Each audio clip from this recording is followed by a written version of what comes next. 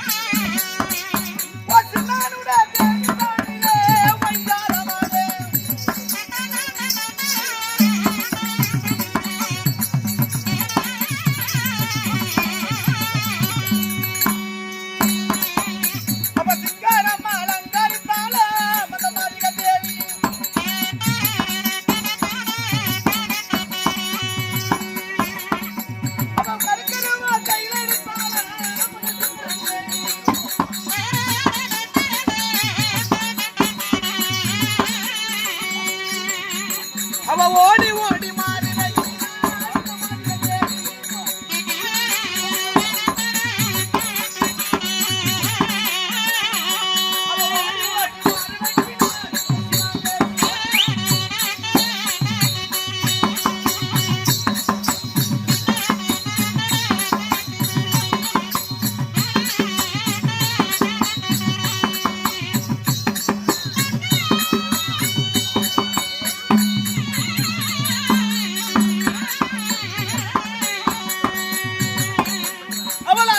சுமையை கட்டினால தேவி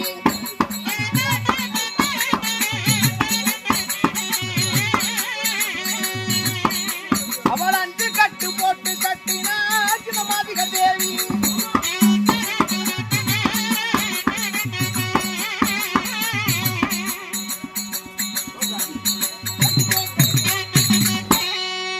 என்னடா ஆச்சரியமாக இருக்கிறது கடவுளே. அந்த சின்னானுடைய வார்த்தையானதை கேட்டு 5 கத்தையானது போட்டு கட்டி இந்த ஆவாரம் மட்டையை தூக்கி பார்த்தால் நம்மால் தூக்கவே முடியவில்லையே. நமக்கு என்று ஒரு பிள்ளை பிறந்திருந்தா, நமக்கு என்று ஒரு மைந்தன் பிறந்திருந்தா, கட்டமாட்டா கடனுக்கும் தூக்க மாட்டா சுமைக்கும் நமக்கு பிள்ளையாய் நம் பின்னாலேயே வந்திருப்பானே. நாம் தான் வரடியாய் போய்விட்டோம். அப்படி இருக்க இவ்வளவு பெரிய கானகத்தில் எனக்கு இவ்வளவு பெரிய சுமையை யாரம்மா தூக்கி விடுவார் கடவுளே.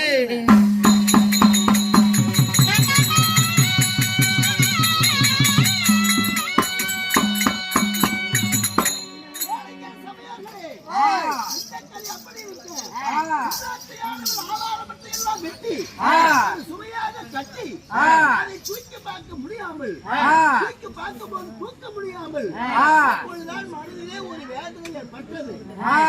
இந்த தூக்க முடியாத சுமையை தூக்க முடியாத சுமையை தூக்க முடியலையே, கெட்ட ஒரு குழந்தையானது பிறந்திருந்தா தூக்க முடியாத சுமையை தூக்கி விடுமே. நம்ம யாருக்கு என்ன பாவம் செஞ்சோமோ நம்ம யாருக்குமே குழந்தை இல்லை அப்படின்னு சொல்லி அந்த ஆவாரம் பற்றி எல்லாம் வெட்டி சபை தூக்க முடியாமல் கவலை அடைந்தால் அந்த சின்னாத்தி பொழுது நீரிமரத்து கடையிலே கிடந்த கண்டிப்புத்து கடிவாரத்தில் இருந்த அந்த குழந்தையானது வெயில் முகமானது பட்டவுடன் வீரத்து கத்த ஆச்சரியமாக இருக்கிறது.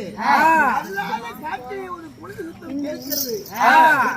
தெரியவில்லை, அங்கே வைத்து தேடி பார்க்கலாம் அப்படின்னு சொல்லி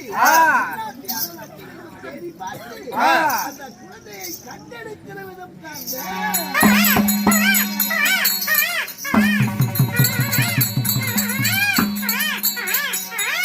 என்ன ஆச்சரியமா இருக்கு.